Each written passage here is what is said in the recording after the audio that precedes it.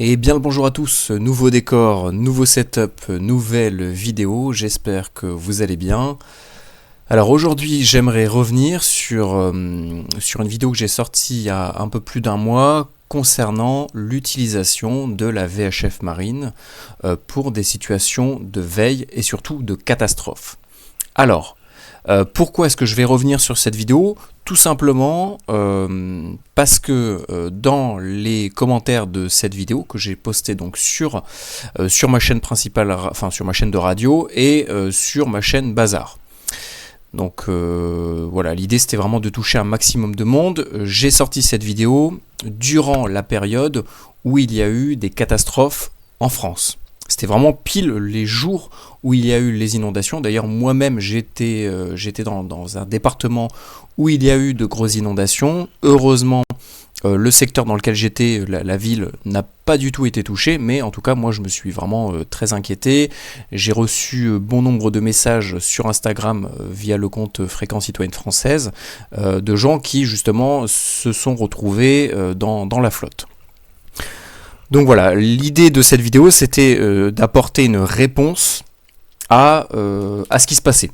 Et ça, il faut bien comprendre que c'est un phénomène naturel. Voilà, c'est physique. Action, réaction, question, réponse, problème, solution, solution, problème. C'est quelque chose qui fonctionne partout, tout le temps. Voilà, c'est universel comme principe. Et donc, je me devais à mon niveau essayer d'apporter peut-être une solution concernant les communications en situation de catastrophe. Vous savez qu'au niveau d'FCF, c'est une thématique sur laquelle on réfléchit depuis pas mal de temps et l'idée c'était, et c'est toujours, de définir des fréquences à programmer, à enregistrer en cas de problème. Parce que si on n'a pas d'avance préparé un plan de communication et donc des fréquences sur lesquelles on va se régler pour pouvoir communiquer soit entre les citoyens, soit entre gens qui sont un peu plus formés en radio, ce que moi je vais appeler de manière assez grossière les veilleurs, ou bien les radioamateurs, ou bien les services de secours. Voilà, l'idée c'est d'avoir plusieurs cordes à notre arc et donc de proposer différentes solutions. Voilà, si on propose par exemple que la CB, eh ben, les gens qui ne sont pas équipés en CB, comment ils font ? Les gens qui sont équipés qu'en PMR 446, comment ils font si on n'a parlé que de la CB ou que de la VHF ? Bref, voilà. Ça fait des mois qu'on parle de la thématique de la VHF. Pourquoi ? Parce qu'elle est complémentaire des autres bandes de fréquences. Je ne dis pas qu'il faut la faire passer en priorité, mais en tout cas, à mes yeux,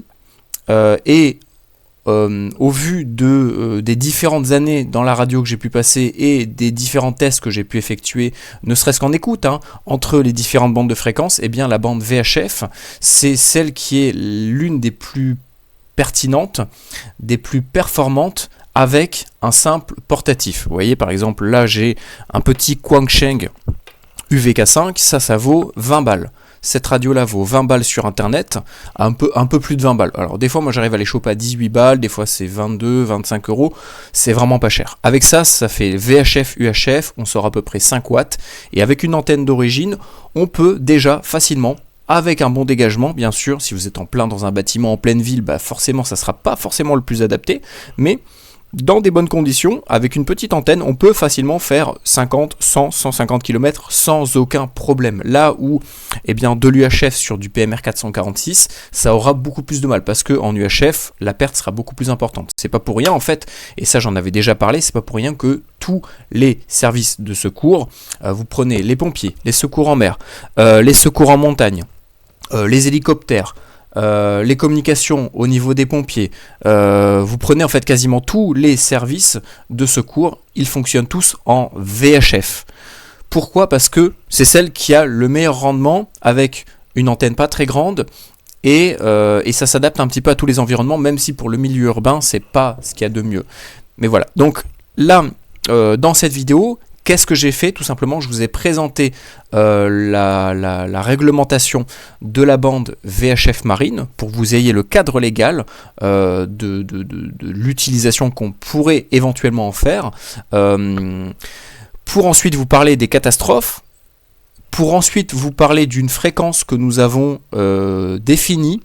Donc dès que je dis une fréquence qui a été définie, ça ne veut pas dire on se l'approprie, parce que j'ai vu dans les commentaires, on va les regarder ensemble, c'est vraiment... alors je sais pas si c'est moi qui explique mal, je sais pas si c'est les gens qui ne comprennent juste rien, est-ce que c'est les gens qui sont flemmards d'aller chercher de l'information? Le pire, c'est qu'en fait j'avais tout compilé, j'ai fait un lien sur lequel vous avez absolument tout qui est sourcé.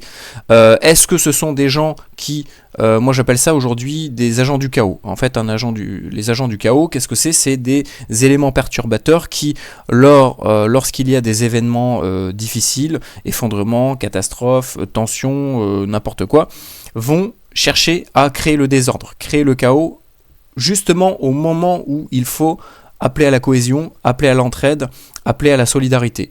Et en fait, cette vidéo est une réponse à ce genre d'agissement, parce que, au vu de ma position, de mes objectifs, de mes points de vue, de mes motivations, j'étais, je suis et je serai toujours en opposition à ces gens-là. Et donc, je me dois de faire une réponse parce que, voilà, c'est naturel, action, réaction, tout simplement.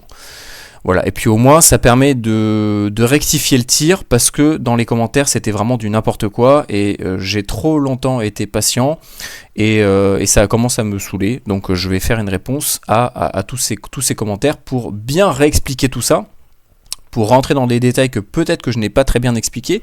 J'ai réécouté plusieurs fois les vidéos, enfin la vidéo.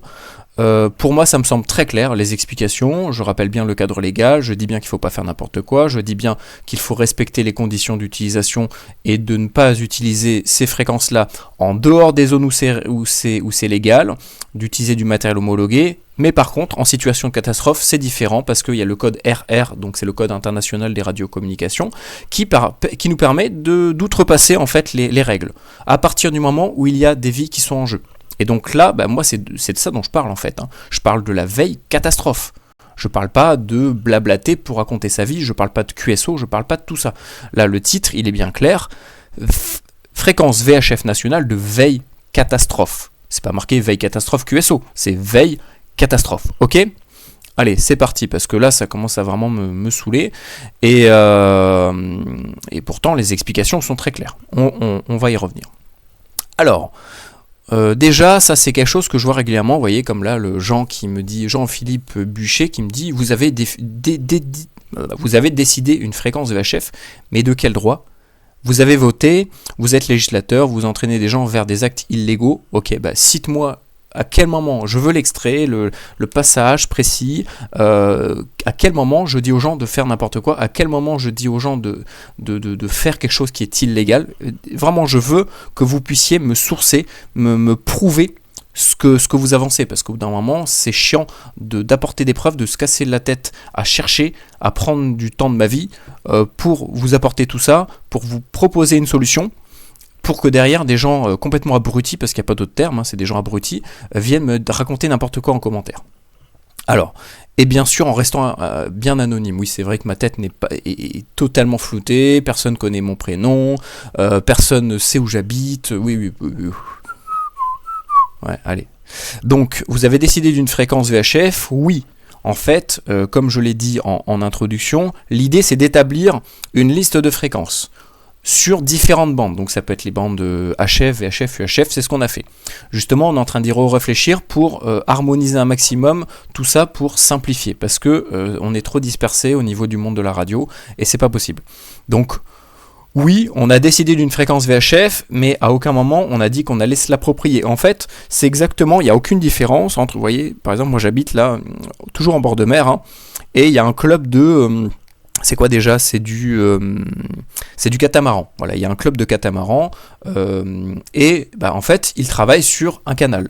En fait, pour travailler tous sur la même fréquence, ils l'ont décidé ensemble. Ils se sont dit, ok, bon, on a une liste de fréquences, de canaux sur laquelle on va tous se caler pour travailler ensemble parce qu'on a on est dans le même groupe. Et nous, c'est exactement pareil. On dit aux citoyens, voilà, il y a une liste de plein de fréquences, plein de canaux marines. En VHF, lequel serait le plus adapté par rapport à ce qu'on veut faire. Et ce qu'on veut faire, c'est quoi? C'est avoir un outil de communication en plus, en backup du PMR 446, du LPD 433, de la CB et de la téléphonie, internet, etc. Pour avoir un autre moyen encore de communication, pour avoir ce qu'on appelle de la redondance. C'est important d'avoir de la redondance, ça permet d'éviter justement que lorsqu'il y a un matériel qui est défectueux, lorsque une bande de fréquence est saturée, lorsqu'une bande de fréquence ne fonctionne pas, d'avoir d'autres bandes de fréquence sur lesquelles basculer pour garder la liaison. Et en fait, il faut bien comprendre, tout à l'heure je parlais de chaos, d'organisation, de cohésion, d'entraide. Pour s'entraider, il faut communiquer. Essayez de demander de l'aide à quelqu'un sans parler. Vous verrez que c'est impossible. Ou sans avoir une méthode de communication quelconque. C'est tout simplement impossible. La communication, c'est la base de la base. C'est ce sur quoi on essaie de vous sensibiliser depuis des années. Et il faut vraiment qu'à un moment donné, vous vous bougiez. Parce que on a tous un rôle à jouer. Et si vous restez les mains dans les poches devant votre ordinateur chez vous, ça ne pourra pas fonctionner. Il faut que chacun puisse y mettre du sien, et ça c'est quelque chose que je remarque dans le monde de la radio, c'est que lorsqu'on propose des projets qui sortent de l'ordinaire, qui sortent des clous, ça emmerde les gens. Des clous pas de la légalité, mais des clous de ce qui se fait habituellement, le QSO, machin, la fabrication d'antennes, ok c'est très bien, mais à un moment donné, comment vous pouvez vous rendre utile par rapport à vos compétences, vos connaissances, votre matériel, c'est par rapport à ce projet-là. Donc plutôt que de venir nous chier dessus en commentaire, apporter des arguments, apporter de l'aide, apporter de l'argumentation, c'est pas facile, hein, mais justement ce débat-là, lorsqu'on a commencé à le mettre sur la table, ça nous a permis, là ça fait déjà des mois qu'on en parle, de trouver petit à petit des solutions. Et voilà, c'est comme ça, il n'y a que comme ça qu'on pourra avancer, il n'y a que comme ça qu'on pourra se mettre d'accord et travailler ensemble. Donc vous avez voté, oui en fait on a fait un vote sur Instagram, j'ai averti les gens, après si t'es pas là, mon petit Jean-Philippe, je peux rien faire pour toi, voilà, tant pis pour toi, qu'est-ce que tu veux que je te dise, toi t'es le dernier wagon du train, c'est tout, hein, voilà. De quel droit, attends je comprends pas.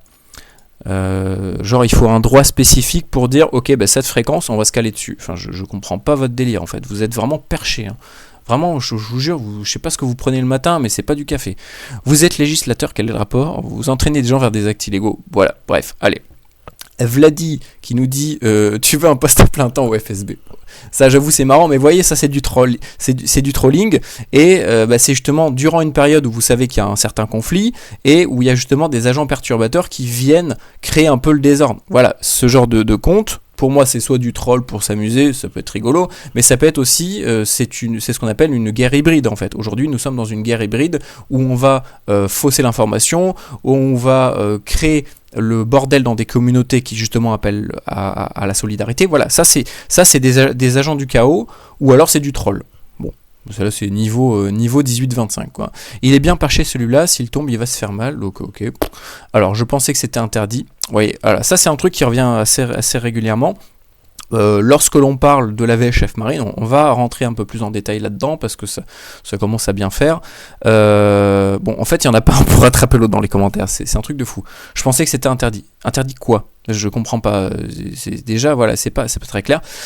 Dans les vidéos, qu'est-ce que j'ai fait? Voilà, vous voyez sous la vidéo, j'ai mis un petit lien. Alors, on va l'ouvrir ensemble. Attention, c'est très compliqué. Hein. En fait, ouvrir le nouvel onglet. Oh, mon Dieu, qu'est-ce que ça va faire? Waouh! Oh, une page web. Une page web. Alors ça nous envoie sur le site Fréquence Citoyenne Française, groupe FCF, que je gère. Voilà, cette page, je me suis cassé le cul, ça fait des mois et des mois, même plus d'un an que j'essaie de la mettre à jour, de rajouter des trucs, de chercher de l'information. Alors, je vous présente la norme. Qu'est-ce que la VHF marine? Le différent matériel, quelques procédures de base. J'ai même fait une vidéo qui justement traite du sujet, parce que là en fait cette vidéo là, sur quoi je me repose pour vous dire tout ça, parce que je vois que certains font genre que je dis n'importe quoi.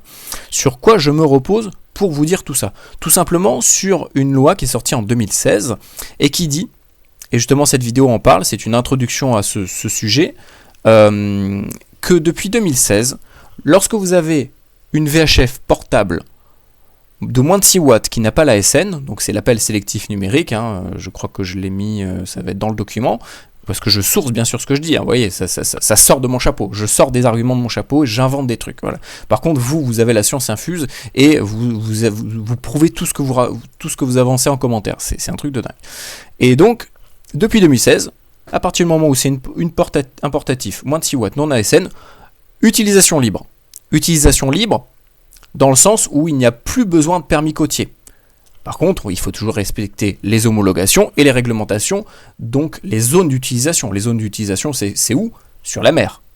Et dès que je dis dans la vidéo, pour l'utiliser, respectez bien les réglementations, parce que j'ai réécouté plusieurs fois, je me suis dit peut-être que j'ai dit de la merde, peut-être que j'ai dit un truc et je m'en suis pas rendu compte. Non, je dis bien dans la vidéo. Alors on va essayer de trouver l'extrait. Sont toujours exploitables dans les terres à condition d'être dans une zone où on peut pratiquer les sports nautiques. Et où c'était d'exploiter la VHF marine qui, en plus de ça, peut être exploitée également dans les terres à condition. Ça fait quelques mois que l'on... Alors on va y revenir hein, sur l'utilisation. Alors c'est vrai que le terme dans les terres, c'était pas le bon terme parce qu'en fait, au niveau du lexique, donc au niveau des définitions juridiques des textes sur les radiocommunications, en fait, le terme dans les terres, donc les plus dans la terre, hein, c'est pas dans les terres, ça a une signification très particulière, c'est-à-dire dans le territoire français, sur la terre. Et en fait, voilà, peut-être que là-dessus, j'avoue, ok, c'était pas le bon terme, il aurait fallu dire en fluvial par exemple, mais bon. Voir une fréquence VHF qui va nous permettre de communiquer sur de la moyenne distance. Bien sûr qui sera complémentaire des autres bandes de fréquences. Voilà, c'est ce que je dis, hein, complémentaire, je dis pas que ça remplace, je dis pas que c'est celle-là qu'il faut mettre en priorité. Le 446, le LPD 433, la CB et autres, on ne les remplacera pas, mais c'est en complément, et ça sera... Après un vote, on a décidé de partir sur le canal 77. Fréquence, vous l'avez juste ici, 156.875, qui coûte même pas 100 € et qui est étanche. Ou sur un mât de bateau, il n'y a aucun problème. 77 qui est le 156.875. Autorisé si, sur les autres bandes de fréquences, vous ne pouvez pas communiquer. Travail sur d'autres canaux.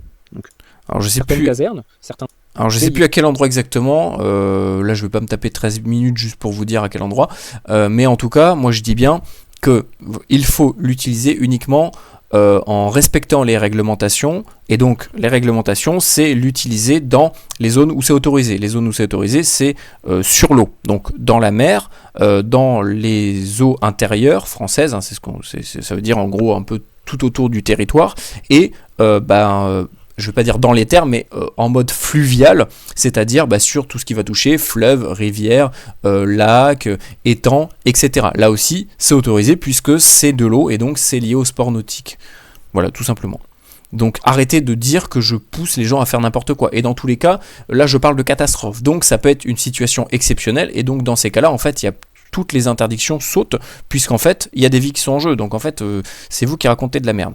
Donc alors ici nous avons le document, vous voyez il y a un petit lien, j'ai fait une capture d'écran pour les gens qui ont vraiment la flemme quoi, pour vraiment les gens qui ont la flemme d'aller chercher le document, je vous ai fait une capture d'écran de l'endroit qui nous intéresse et en plus de ça, l'ANFR avait stabiloté sur le PDF la ligne qui nous intéresse. On va quand même ouvrir le PDF parce qu'il y aura toujours des gens qui vont me dire que je dis n'importe quoi, que c'est faux, que c'est du fake. Alors, on est sur mer.gouv.fr, on est sur, donc c'est le secrétariat d'État chargé de la mer et de la biodiversité qui a pondu ce document. C'est signé de la NFR en bas. Alors, qu'est-ce qu'il dit? Dans les eaux territoriales maritimes et les eaux intérieures françaises. Les eaux intérieures, encore une fois, c'est pas dans le... Enfin, si, oui, ça aussi, ça en fait partie, mais c'est en fait un périmètre tout autour du territoire et le territoire en lui-même dans les zones où il y a de l'eau. Voilà. Pour l'utilisation d'une VHF portative d'une puissance maximale 6 watts sans ASN, ASN ils disent bien que c'est appel sélectif numérique, aucune qualification spécifique n'est exigée. Point, en fait, point, vous la fermez. C'est écrit. Je sais pas, je comprends même pas comment ça peut être discuté en fait. C'est voilà, 2 plus 2 est égal à 4, point. C'est écrit, voilà. Ensuite, en dessous, c'est marqué pour une utilisation du VHF portative ASN ou d'une VHF fixe avec ou sans ASN de plus de 6 watts, des connaissances théoriques. En fait, en gros, ils disent qu'il faut le permis. Voilà, il faut le permis, il faut le CRR. Parce que il faut avoir un numéro MMSI, c'est une sorte d'identifiant unique qu'on va enregistrer pour l'ASN, en fait, tout simplement. Donc nous on s'en fout, c'est pas ça qui nous intéresse. Nous c'est des portatifs moins de 6 watts non ASN. Donc voilà, je comprends pas de quoi vous parlez. Donc c'est interdit sans licence. De quoi tu parles? C'est pas une licence, c'est un permis. Il faut un permis de plaisance? Non, c'est faux. Je viens de vous le prouver. Toi t'es un bon, tu crois que tu n'as pas bien compris. Il ne faudra pas attendre bien longtemps avant que la NFR ne vienne sonner à ta porte si ce n'est pas déjà fait. Alors ne t'inquiète pas, au niveau du groupe FCF, on a déjà envoyé un mail à la NFR en fait, pour avoir une réponse claire sur l'utilisation de la VHF marine, notamment dans les terres.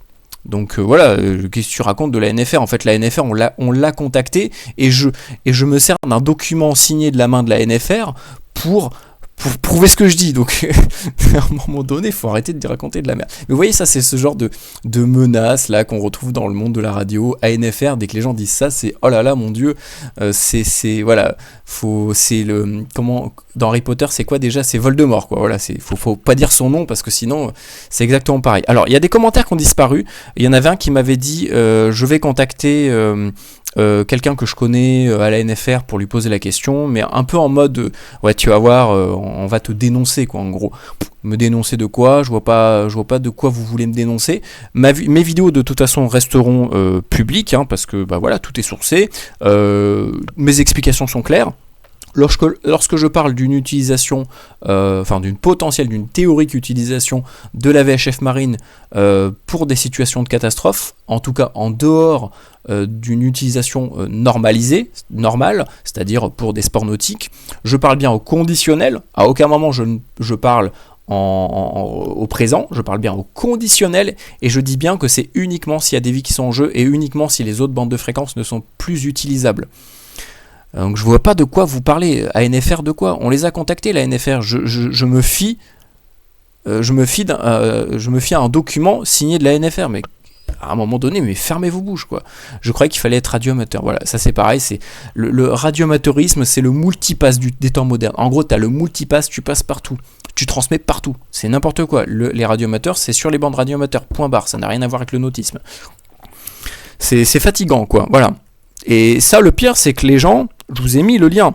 J'ai mis un lien, j'explique déjà tout, parce que dans la vidéo, je résume un peu les réglementations, comment ça fonctionne, la subtilité, les trucs sur lesquels on peut jouer pour le faire de manière légale, parce que c'est notre but. L'idée, c'est justement pas de promouvoir le fait de faire n'importe quoi.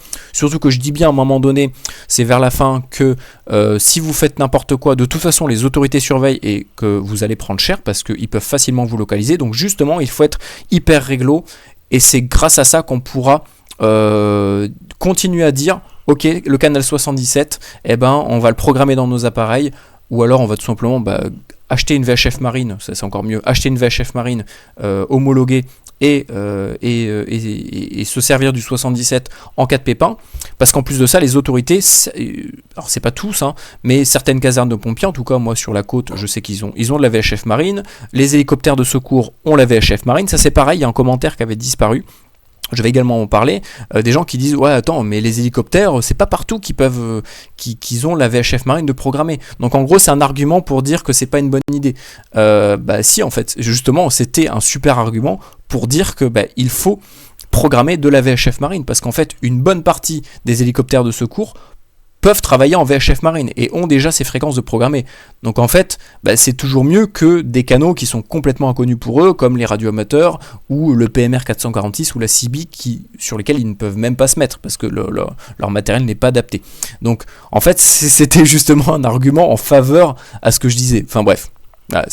Voilà, lui il a rien compris, il pense que le FM wide c'est pour le broadcast, alors qu'on parle de talkie-walkie. Je suis désolé, hein, mais il suffit d'allumer une radio, tu verras que sur les petits talkie-walkie, effectivement tu as un menu marqué narrow et wide. Oh là là, mais c'est dingue, hein. Attends, je vais te le trouver, parce qu'apparemment je raconte des conneries. Tu vois, regarde, waouh, dans le menu, je sais pas si tu vas bien voir, c'est marqué wide. Si je rentre et que je change, c'est marqué narrow. Oh, c'est un truc de fou. Bah ouais, parce qu'en fait, le narrow c'est 12,5 et le wide c'est 25. Donc arrêtez de raconter de la merde. Alors oui, il y a deux wide FM. Il y a le wide FM pour les émetteurs FM commerciaux, le RTL2 machin, énergie. Mais nous, on s'en fout de ça. De quoi tu parles en fait, Francky? Tu changes, t'es sur un autre sujet en fait. T'es dans une autre galaxie là. Tu t'es fait satelliser. On est sur des talkie-walkie. Je parle de talkie-walkie. J'en ai rien à te taper de la FM commerciale. Qu'est-ce que vous me racontez? Vous êtes très simple et gentil, merci Josiane, mais qu'est-ce qu'il raconte comme connerie lui? T'as juste le droit sans licence. Alors déjà, je vois pas le rapport avec la licence. Encore une fois, vous voyez, ça c'est des gens qui ouvrent leur caquet, mais en fait ne connaissent rien en fait. Déjà, on parle pas de licence en autisme, on parle de permis ou de certificat. Mais à aucun moment on parle d'une licence. C'est quoi le rapport?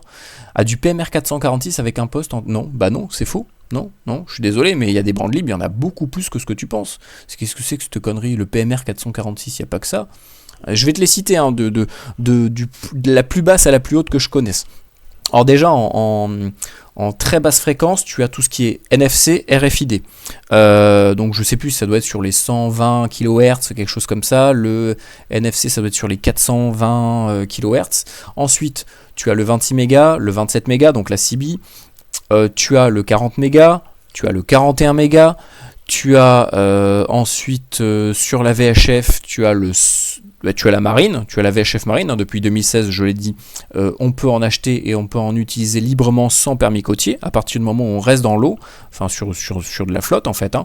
Alors, sur de la flotte, en réalité, tout le monde l'utilise aussi à terre, en bord de mer, en bord de rivière, de fleuve, mais légalement c'est interdit. Je pense que les autorités ont tout simplement fait ça pour que, en cas de débordement, même si dans la plupart des cas ils disent rien parce que tout le monde le fait et que tu en as besoin dès que tu descends de ton bateau et au moment où tu as le pied sur terre, personne ne va basculer sur son téléphone ou du PMR 446.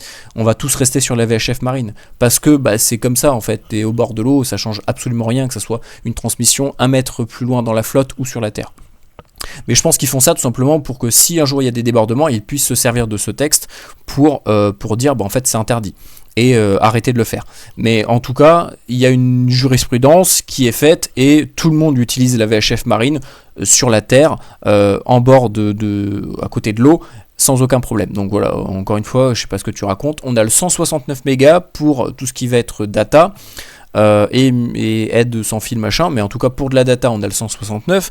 Ensuite sur de l'UHF on a le 433, on a le 446, au-dessus on a la bande SRD 860 qui va de 862 à 870 si je me trompe pas. On a la bande Wi-Fi, donc 2 Go 4, on a le 5 Go, le 5 Go 8, donc qu'est-ce que tu racontes? Il n'y a pas que le PMR 446 dans la vie mon coco, hein. Toi c'est pareil, t'es dans les années 80 encore. Alors, lui, il me dit, ouais, faut passer la licence, au moins vous ferez partie des MCOM, vous pourrez vous entraîner. Mais en fait, alors, c'est très gentil, Christophe, mais là, c'est pas le sujet, et je m'en fous. Voilà, concrètement, là, on parle de la VHF marine pour les citoyens, pour communiquer, et surtout les veilleurs, parce que là, on parle de veille et de catastrophe, pour communiquer si jamais les autres réseaux de communication tombent. Alors oui, la bande radioamateur peut être aussi intéressante à exploiter. D'ailleurs, ça c'est pareil, c'était un commentaire qui m'avait été laissé, il n'y est plus. J'ai re-regardé dans les 2 vidéos, c'est bien dommage, donc je vais en parler. Vous voyez comme quoi j'essaie de faire disparaître des commentaires, j'en parle alors que c'est eux-mêmes qui les ont enlevés. Il y avait une station quelqu'un qui m'avait dit dans les commentaires, alors tu changes tout le temps, un coup tu avais parlé de telle bande, après tu as parlé du 145-500, maintenant tu parles du 156-875 en marine, ça change tout le temps, nanani, nanana. Alors déjà, c'est une idée, on a proposé, lorsqu'il y a un problème, on essaie de trouver un maximum de solutions, on essaie de creuser toutes les directions pour trouver ce qui convient et ce qui convient pas. On a pu creuser plein de pistes, on s'est rendu compte que plein de pistes ne menaient à rien. Par contre, le 145-500, j'ai jamais dit qu'il fallait le remplacer. Là, je ne parle pas de détresse, je ne parle pas, parce que ça c'est pareil, les gens font tout le temps l'amalgame, urgence, détresse, secours, catastrophe, veille, qu'est-ce que c'est, comment, pourquoi, c'est pas la même chose. La détresse, c'est le fait de demander de l'aide. L'urgence, c'est le fait d'apporter de l'aide. La veille, c'est le fait de se mettre en veille, et soit de manière passive, soit en ayant un petit réseau local d'autres veilleurs qui puissent également apporter de l'information. Le fait de veiller, ça peut être aussi tout simplement le fait de vouloir dire qu'on reste en veille d'une fréquence, juste on se met dessus et on ne parle pas, on écoute en cas de besoin. Les catastrophes, c'est une situation, c'est un événement, donc en fait ça n'a rien à voir. En fait vous mélangez la détresse, l'urgence, la catastrophe, alors oui, ils sont tous liés plus ou moins d'une certaine manière, mais c'est pas la même chose. On parle pas de la même chose. La détresse, c'est le fait de demander de l'aide. Une catastrophe, c'est une situation. La situation ne demande pas de l'aide. Vous voyez ce que je veux dire? Et les secours ne demandent pas de l'aide. Ils apportent de l'aide. Ils enclenchent une urgence pour aller sauver quelqu'un qui est en détresse. C'est pas pareil. C'est des choses différentes. Donc là, j'ai jamais parlé de détresse. Le 145-500, pour moi, c'est la meilleure des solutions. Et c'était pour répondre à un autre besoin. C'était pour surtout répondre à la problématique du fait qu'il y a pas mal de pratiquants de la montagne, des sports de plein air, surtout de la montagne en fait, hein, donc des alpinistes, etc., qui, dans peut-être leur zone de travail habituelle, comme par exemple les Alpes, fonctionnent en VHF, et lorsqu'ils se déplacent dans d'autres zones de la France où il y a de la montagne, et en fait, ils n'ont plus aucune fréquence dédiée à ça. Je parle par exemple de la Haute-Savoie, où il y a le canal E, qui est une fréquence gratuite, que n'importe qui peut programmer dans son matériel, et avec lequel on peut appeler les secours. D'ailleurs, j'ai pu le tester il y a un peu plus d'un mois, lorsque j'étais au-dessus de Dijon, vers Grès, j'ai réussi à enclencher le réseau Canal E pour le test avec la fonction 5 tons.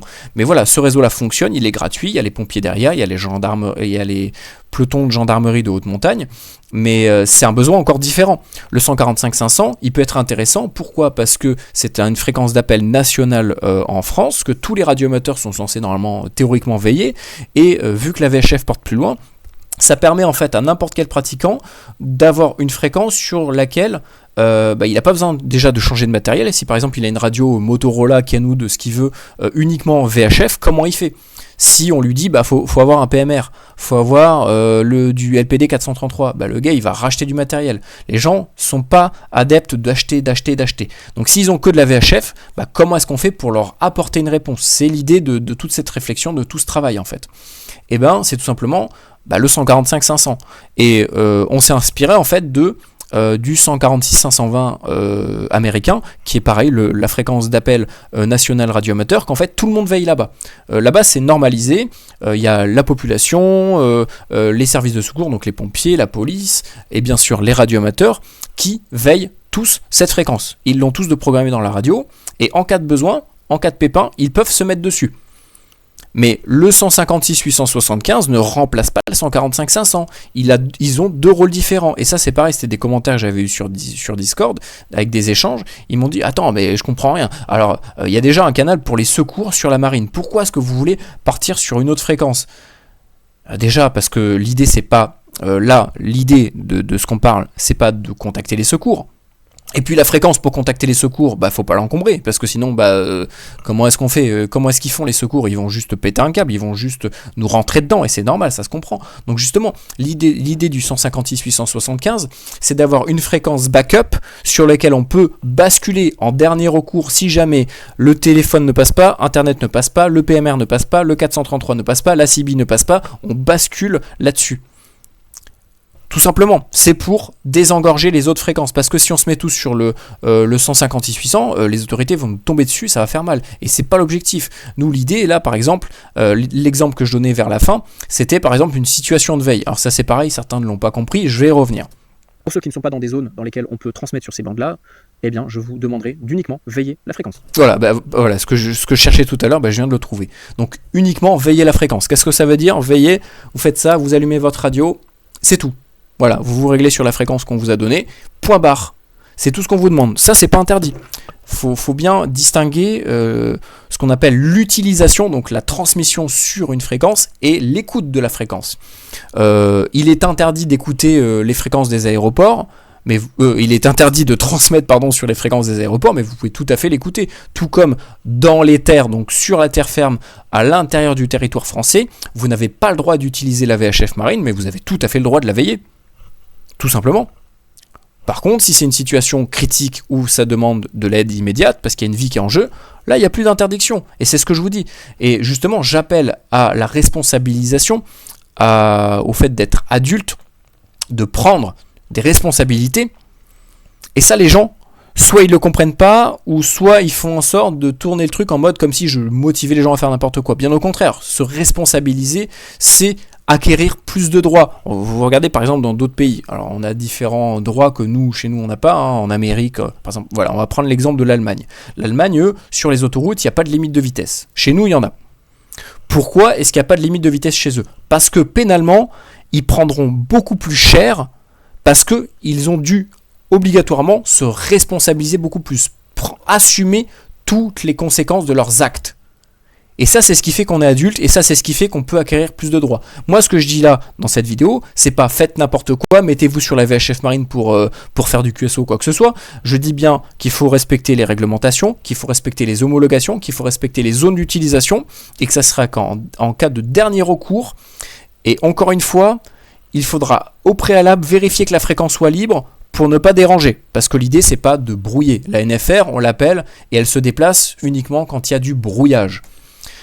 Donc, lorsque tu veilles la fréquence, lorsque tu allumes ta radio sur une fréquence, à aucun moment ça génère un brouillage. Et si jamais c'est une situation de catastrophe, en fait l'interdiction saute.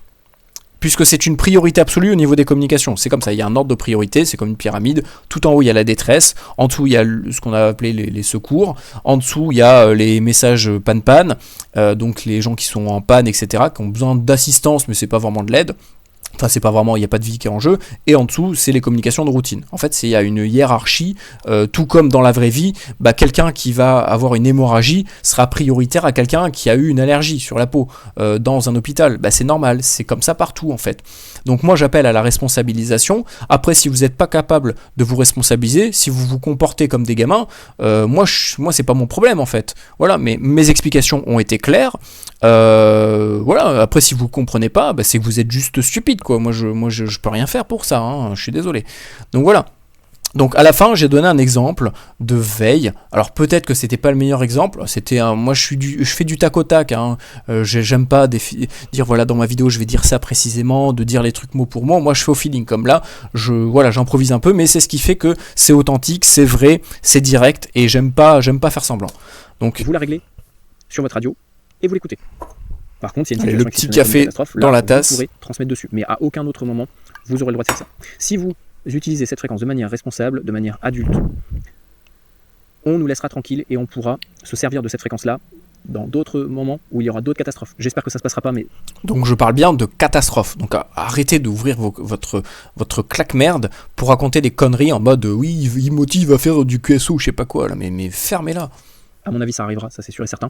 Si c'est bien que c'est pas une fréquence sur laquelle on peut blablater. Après, si vous pensez que on va venir vous sauver, qu'il y a Superman qui va vous sortir de chez vous en hélitreuillage au moment où il y aura l'inondation, vous pouvez toujours rêver. Il suffit de regarder en Espagne pour comprendre que c'est les citoyens qui sont en première ligne, c'est les citoyens qui doivent s'organiser, c'est les citoyens qui doivent prendre leurs responsabilités, qui doivent préparer à l'avance un plan. Un plan, c'est quoi ? C'est des fréquences, c'est du matériel, c'est des procédures, c'est tout ça. Et à un moment donné, il va falloir que vous vous y mettiez parce que on va être obligé de faire ça.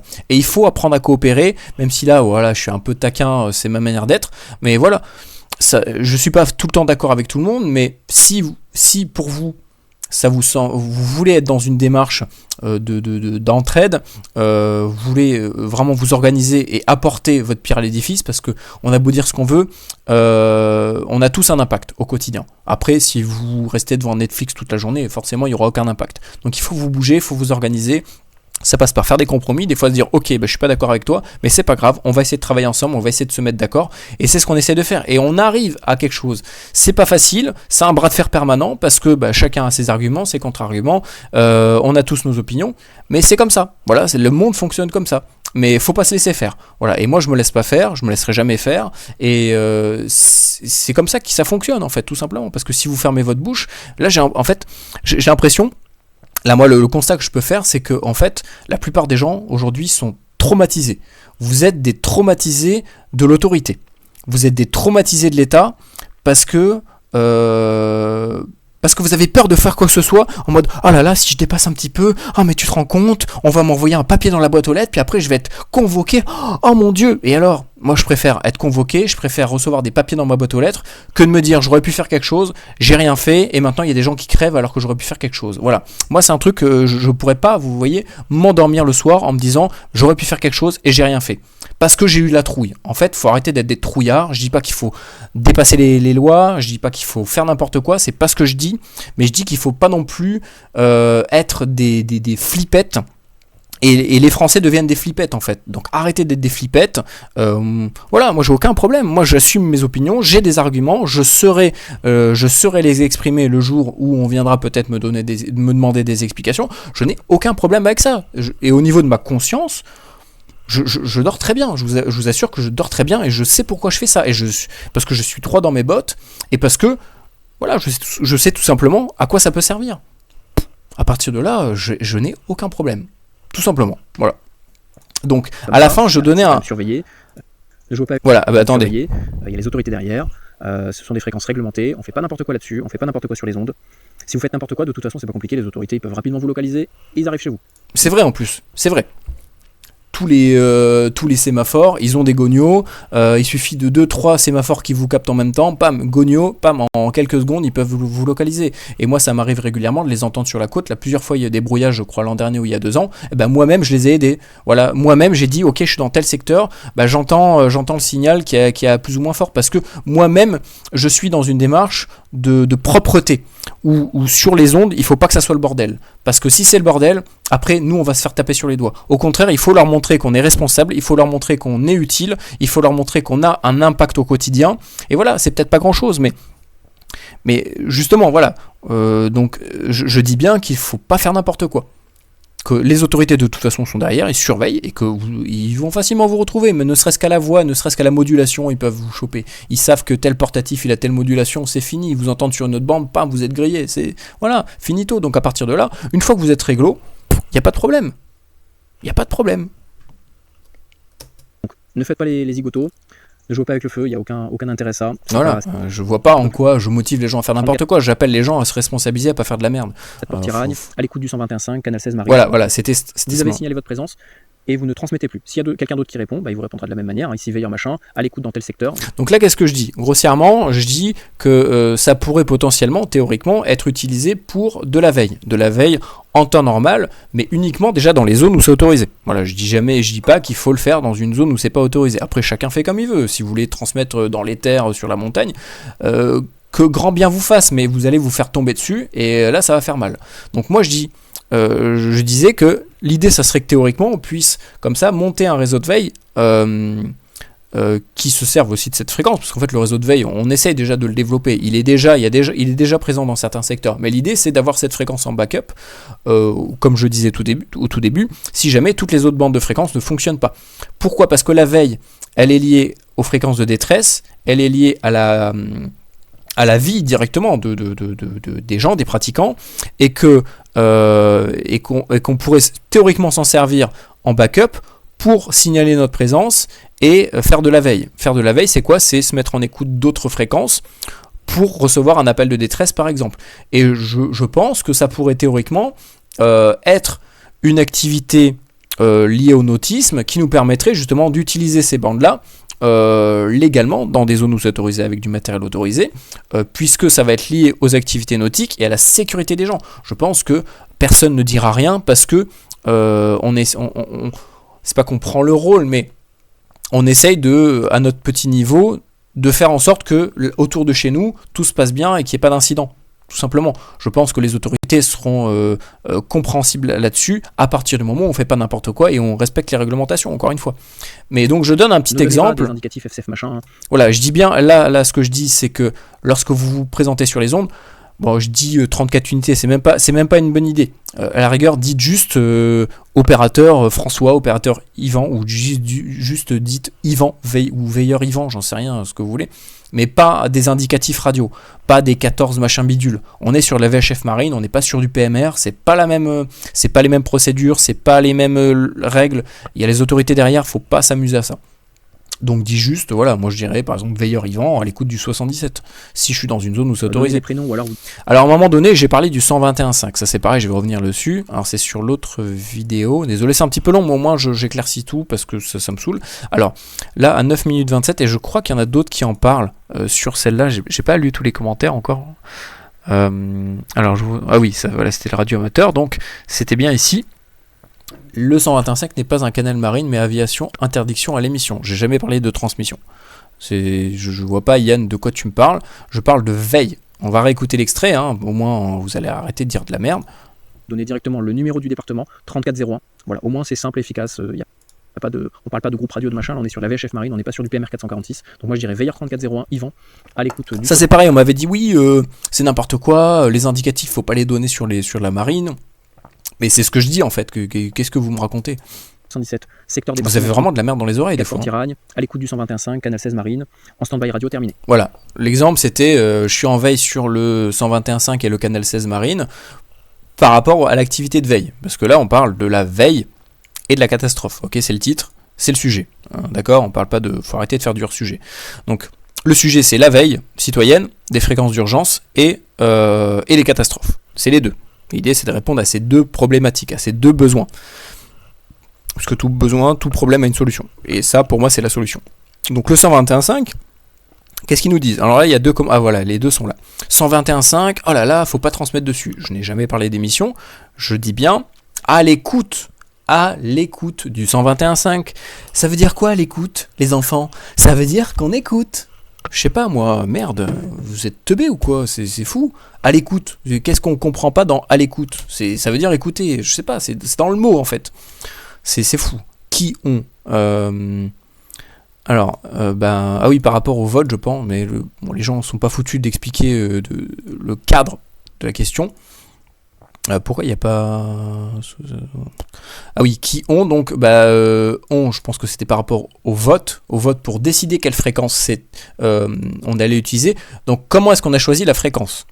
Tout simplement, on s'est fié au plan de bande fait par la NFR, Agence Nationale des Fréquences. Vous voyez, c'est encore une fois, c'est eux qui l'ont signé. Là, c'est toutes les affectations des fréquences et des canaux. Vous avez la canalisation, là, les fréquences et le numéro du canal. Alors, il n'y a que 4 canaux, et j'ai cherché sur Internet, ça ne sort pas de mon chapeau, encore une fois. J'ai cherché, j'ai un peu écumé Internet, les forums de nautisme, etc.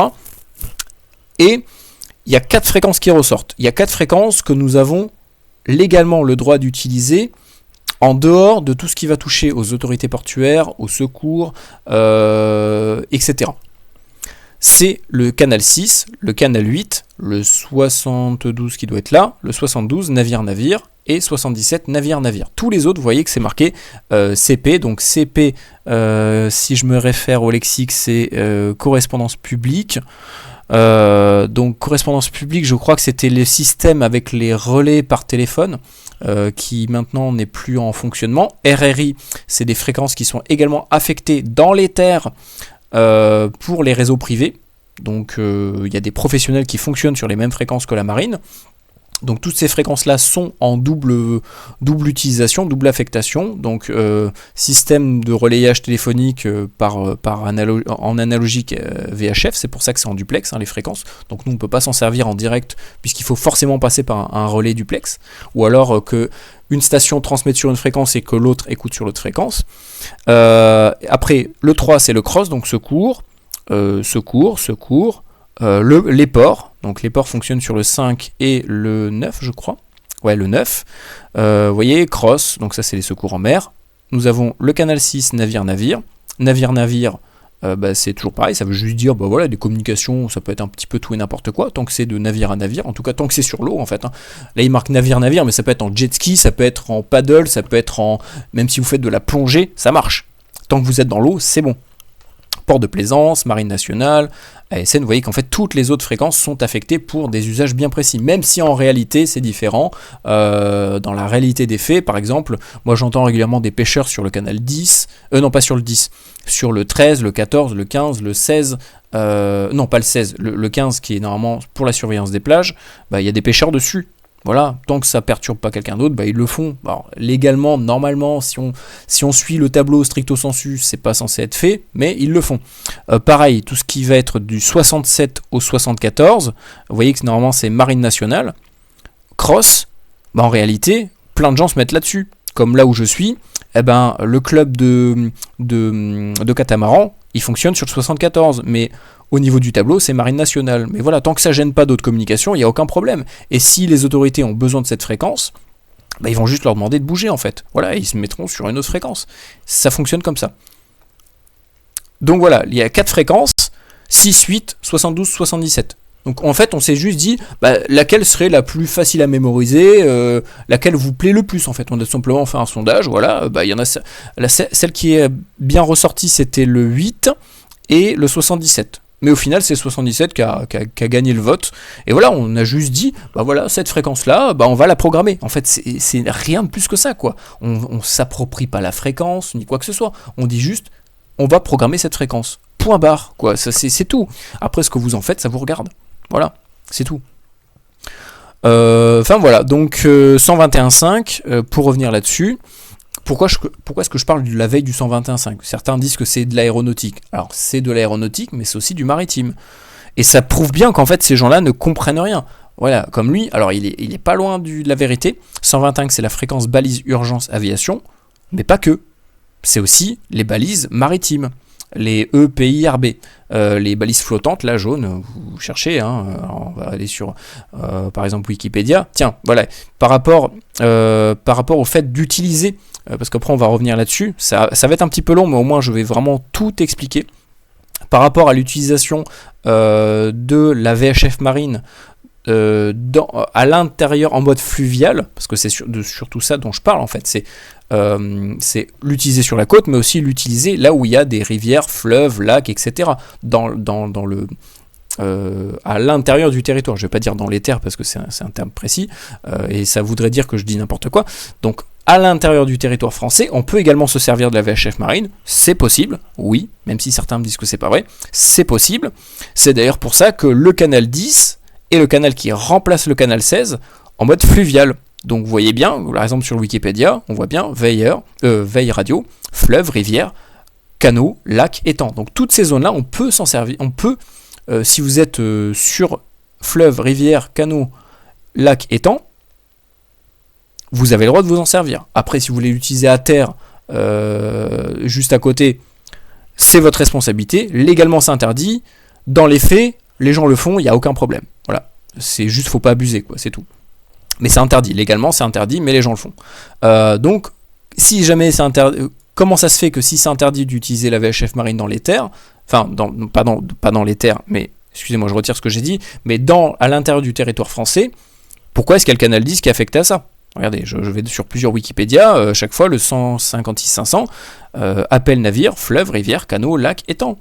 C'est très clair. Alors, il faut être en puissance réduite, mais ça n'empêche que même avec 1 watt en temps normal et une bonne antenne, on peut faire pas mal de distance quand même. Hein. C'est vraiment intéressant. Donc voilà, comment vous m'expliquez ça ? C'est pas logique. Si c'est interdit, pourquoi est-ce qu'il y a des fréquences qui sont affectées à ça ? Ça n'a pas de sens. On est d'accord ? Ok ? Tout simplement, voilà. Alors, donc j'en reviens au 121.5. Le 121.5, c'est... ah oui, voilà, c'est ce que je voulais chercher. Donc là, si vous voulez, je vous mettrai les deux pages Wikipédia qui sont vraiment blindées d'informations concernant tout ce qui va être communication maritime. Il y a vraiment toutes les fréquences. On va taper balise de localisation des sinistres. Voilà. EPIRB. Alors, ça fait ce bruit-là. Ça, j'en ai déjà entendu plusieurs, parce que j'habite en bord de mer. Donc je sais de quoi je parle, hein, je sais que c'est en mer, puisque d'ailleurs même la SNSM, donc les secours en mer, sont équipés d'antennes goniométriques pour le 121.5. Donc dans ces cas-là, si c'est pas maritime, pourquoi est-ce qu'ils ont ce type de matériel ? Ça n'a pas de sens. Ou alors c'est... Voilà. Balise maritime de station d'engins de sauvetage, SNDSM. C'est clair. Ah non, ça c'est pour d'autres balises, j'ai l'impression. Canal 70, donc ça c'est pour la SN. Alors, balise aéronautique. Cette balise fonctionne dans une ancienne bande aéronautique qui n'existe plus, la balise 405. Ok, on s'en fout. Voilà, il y a une page sur le 121.5. On va regarder. Fréquence Guard, c'est son nom. Alors, elle est utilisée, fréquence aéronautique d'urgence, station de service mobile aéronautique et d'autres stations mobiles terrestres engagées dans des opérations coordonnées de recherche et de sauvetage. Donc déjà, c'est pas que de l'aéronautique, c'est aussi du terrestre. Les stations mobiles de service maritime peuvent communiquer avec des stations du service mobile. Oh, dis donc, c'est fou. 121.5 exclusivement pour la détresse et l'urgence et sur la fréquence aéronautique auxiliaire 123.100 pour les opérations, donc c'est la fréquence SAR. Alors ils disent pas, il n'y a pas assez d'explications je trouve pour le maritime. On va regarder peut-être ailleurs, peut-être bande marine. Est-ce que là c'est vraiment que pour la bande marine, c'est pas pour le secours. Est-ce qu'il y a le 121.5 sinon regardez tout simplement, vous tapez balise. On va, par exemple, tac, balise 121.5 maritime. On va voir si ça existe. Balise de détresse. Comptoir nautique. Alors, on est sur comptoir nautique. Qu'est-ce que dit comptoir nautique ? Ça va être un truc de fou. Hein. Attention, vous n'êtes pas prêts. Alors, on va aller sur la balise de détresse EPIRB. Voilà ce que je vous disais tout à l'heure. Alors, sur quoi fonctionne la balise EPIRB ? vous allez être étonné. 121.5, mais non, c'est pas possible. Mais pourtant c'est une fréquence aéronautique, je comprends pas moi. Donc en fait, c'est-à-dire qu'ils vendent du matériel qui n'est pas autorisé. C'est quand même un truc de dingue. Bon voilà, allez, j'arrête de troller parce que c'est... Enfin voilà, donc faut arrêter de dire des conneries. À un moment donné, il faut juste se renseigner un petit peu. Ça prouve bien qu'en fait, vous savez pas de quoi vous parlez, en fait, tout simplement. 121.5, voilà, c'est... Bon, lui, voilà, c'était moi qui répondais. Oui, il faut être prévoyant et responsable. Je suis radioamateur et membre de la sécurité civile en tant que technicien radiocommunication. Bon voilà, bah lui, par exemple, il râle pas. Il a aucun problème avec mes vidéos. Généralement, c'est les gens qui en savent le moins, qui ouvrent le plus leur bouche. Enfin voilà, donc mes explications sont claires, les vidéos je les enlèverai pas parce que tout est clair dedans et je pense que c'est une bonne idée d'avoir en plus des autres fréquences et bien un canal marine pour communiquer en situation de catastrophe parce que déjà c'est standard en fait, c'est aussi ça qu'il faut réfléchir, c'est que l'idée c'est aussi de fonctionner sur des fréquences standardisées qui sont déjà connues et reconnues. Et la marine, c'est mondial. Vous allez dans n'importe quel pays, ça sera les mêmes fréquences, plus ou moins. En tout cas chez nous, le matériel est standardisé, les secours connaissent déjà ces fréquences-là, pour la plupart. Les hélicoptères sont des fois équipés en VHF marine. Peut-être que des gens chez eux ont des vieilles VHF marines qui traînent. Les petits portatifs qu'on a aujourd'hui sont facilement programmables sur ces fréquences. Les antennes fonctionnent pas trop mal sur les fréquences. Donc je vois pas le problème en fait. Il y a de l'eau tout autour de la France quasiment. Dans le territoire, on a des lacs, des rivières, des fleuves, on a tout en fait. C'est blindé. Tout le territoire est recouvert d'eau en fait. Donc en fait c'est des zones théoriquement propices à l'utilisation de la VHF marine, soit en temps normal en respectant les réglementations, ou en situation de catastrophe où ça peut être partout. Voilà, mais à partir du moment où il y aura des vies qui seront en jeu, c'est tout. C'est vraiment ce qui nous permet d'être dans la légalité. Donc soyez juste malins quoi, c'est tout. Je peux pas vous en dire plus. Voilà, donc c'est tout pour aujourd'hui. Là, je pense que ça a été relativement clair. Je peux pas faire plus clair dans mes explications. Après, si vous ne comprenez rien à rien, c'est pas mon problème. Moi, voilà. Mais il fallait que j'apporte une réponse. Je vous remettrai le lien de la page web que je me suis fait chier à faire avec toutes les explications, les sources, les machins. Et je vous mettrai également les Wikipédia, voilà, au moins on ne pourra pas dire que je source pas, que je prouve pas, que je machin. Voilà, tout est prouvé, tout est sourcé, il n'y a pas de problème. Voilà, allez, bonne journée à vous, et puis à bientôt, et puis programmez le 156 875 et veillez-le uniquement, enfin voilà, veillez-le. Oui, on reviendra là-dessus, sur la VHF. Voilà, je vous dis à très bientôt, et puis n'hésitez pas à laisser votre meilleur ou pire commentaire dans l'espace commentaire en bas. Salut!